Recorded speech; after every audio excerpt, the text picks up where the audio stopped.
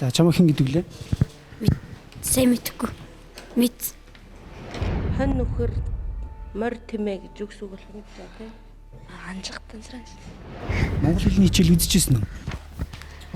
Бисэн.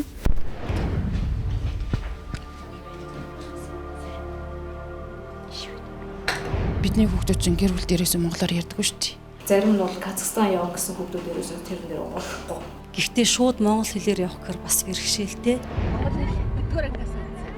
Монгол 11 дэх анги. Монголоор ер нь ярьж уншиж бичиж чадах уу? Чадсан. Үнэхээр магадгүй монгол хэлээр өөрөө сайн ярьж чадахгүй багш байгаа гэсэн.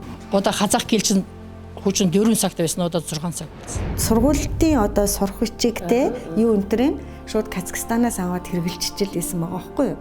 Бусад аймгийн сургууль болон хүүхдүүдийн дунд орох бэрхшээл тулгамдаж байдаг. Монгол хэлийг бол их гэлтэйг адилхан сурах хэрэгтэй л гэж би одоо цөөн тот үндэснийг бол тэгж боддог хүн л дээ.